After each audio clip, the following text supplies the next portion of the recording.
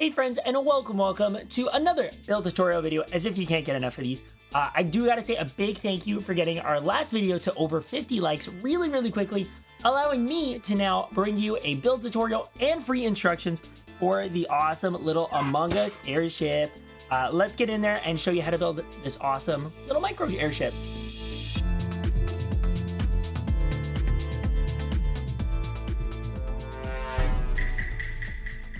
Before we get to bringing this build to life, I do want to remind you that I live stream on Twitch 3 times a week, where we do things like viewer build requests, crazy fun building projects like bringing all 151 Pokemon to life, which we're going to be working on and doing lots of videos on. We've put together an amazing ideas project recently. There's lots of great stuff to check out, so make sure you come by, drop a follow, and hang out with us. It's time to get to it. So we've got our little airship here. This guy uses 114 pieces, and again, if you want to build your own, you can find both the digital model and the instructions in the description. And of course, we have those for a bunch of our actual Among Us characters too on our website, so make sure you check those out.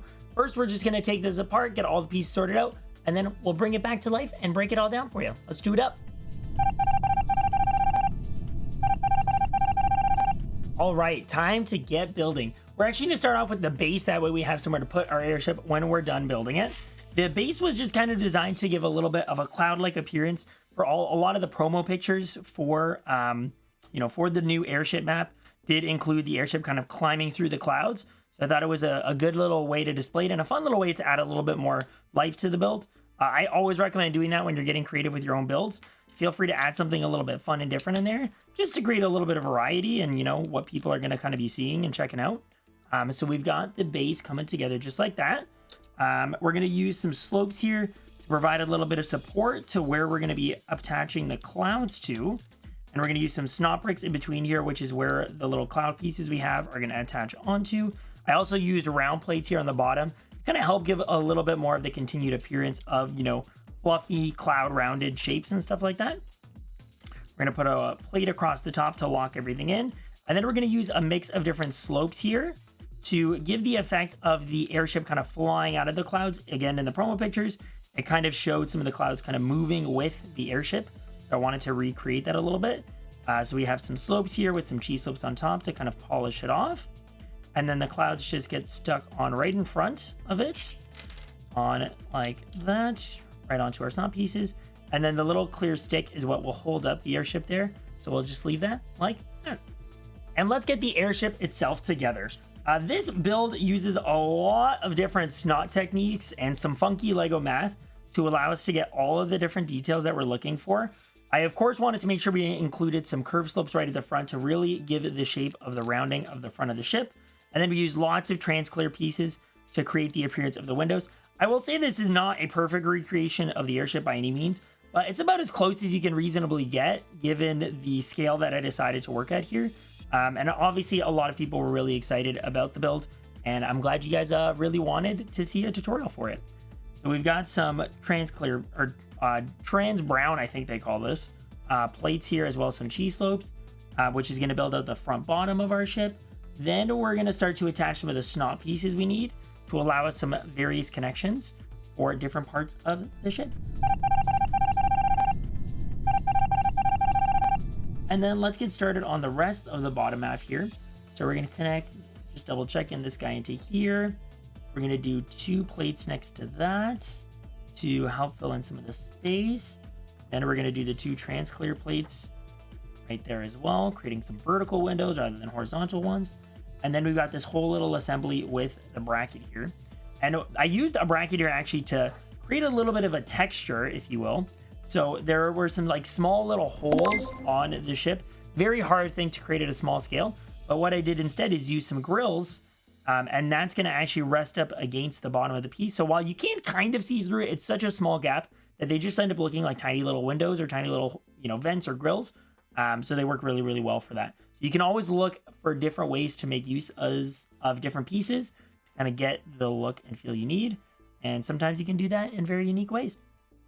All right, we've got the bottom part here as well. And that's where the 2 back things are going to attach. And then we can get started with the top part of the ship. And then this is actually where we build out the tail of the ship. And I just used a simple Technic brick with a hole to kind of give the impression of like the back little propeller. Again, sometimes you don't need to do anything too complicated or fancy to really give off the right look, especially when you're working at micro scale. It's all about just finding the right pieces to kind of create the feel and look that you want.